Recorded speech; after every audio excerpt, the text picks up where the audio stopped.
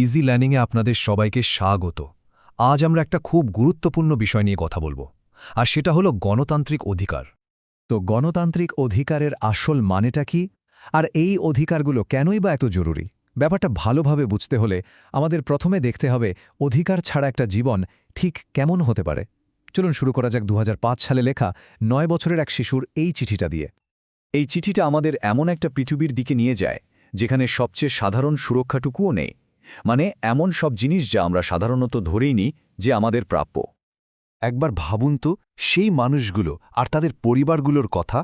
কি ভয়ঙ্কর একটা অবস্থা, সম্পূর্ণ অনিশ্চয়তা, আইনের কোনো আশ্রয় নেই। এটাই হলো অধিকার ছাড়া জীবনের কঠিন বাস্তবতা। এখন মনে হতে পারে গুয়ান্তানামো বে হয়তো একটা ব্যতিক্রম, কিন্তু আসলে তা নয়। পৃথিবীর অনেক জায়গাতেই, এমনকি নিজের দেশেই, নাগরিকদের কিন্তু পরিকল্পিতভাবে তাদের অধিকার থেকে বঞ্চিত করা হয়। ব্যাপারটা একটু ভাবলেই বোঝা যায় এর মানেটা আসলে কি দাঁড়ায়।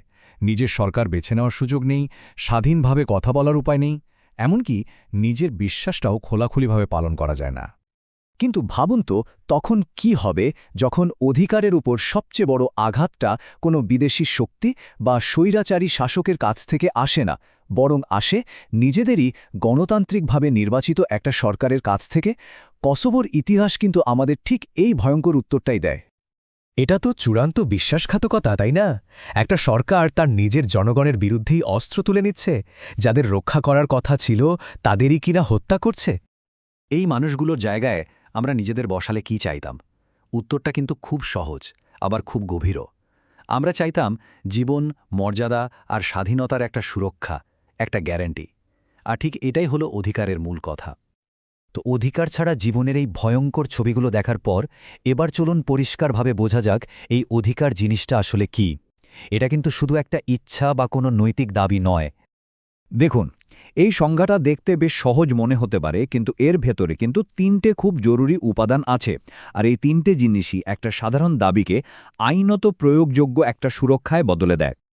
ব্যাপারটা এভাবেও ভাবা যেতে পারে, ধরুন নৈতিকভাবে ন্যায্য ব্যবহার পাওয়ার একটা দাবি আমাদের থাকতেই পারে, কিন্তু যতক্ষণ না সেটা দেশের আইনে লেখা হচ্ছে ততক্ষণ কিন্তু আদালতে গিয়ে সেই দাবি প্রতিষ্ঠা করা যায় না। আর এটাই হলো মূল পার্থক্য। বেশ, তাহলে আমরা বুঝলাম অধিকার কি, কিন্তু প্রশ্ন হলো একটা সচল গণতন্ত্রের জন্য এই অধিকারগুলো কেন এত অপরিহার্য? কেন এগুলোকে গণতন্ত্রের প্রাণ বলা হয় বলুন তো? অধিকারকে অনেকটা গণতন্ত্রের রাস্তার গার্ডরেলের মতো ভাবতে পারেন। এটা সরকারকে সঠিক পথে রাখে আর স্বৈরাচারের দিকে গড়িয়ে পড়া থেকে আটকায়। সোজা পথায় ক্ষমতাকে একটা লাগামের মধ্যে রাখে। আর এই গ্যারান্টিগুলোকে একদম পাকাপোক্ত করতে বেশিরভাগ গণতান্ত্রিক দেশই তাদের সর্বোচ্চ আইন মানে সংবিধানে এই অধিকারগুলোকে লিখে রাখে। চলুন একটা নির্দিষ্ট উদাহরণ দেখা যাক। এখানে ব্যাপারটা দারুণভাবে তুলে ধরা হয়েছে। দেখুন, সমতা মানে কিন্তু সবাইকে এক জিনিস দেওয়া নয়। আসল সমতা হলো প্রত্যেককে তার প্রয়োজন অনুযায়ী সাহায্য করা, যাতে সবাই দৌড়টা একই জায়গা থেকে শুরু করতে পারে, মানে সমান সুযোগ পায়। আর এটাই হলো সাংবিধানিক অধিকারের আসল শক্তি।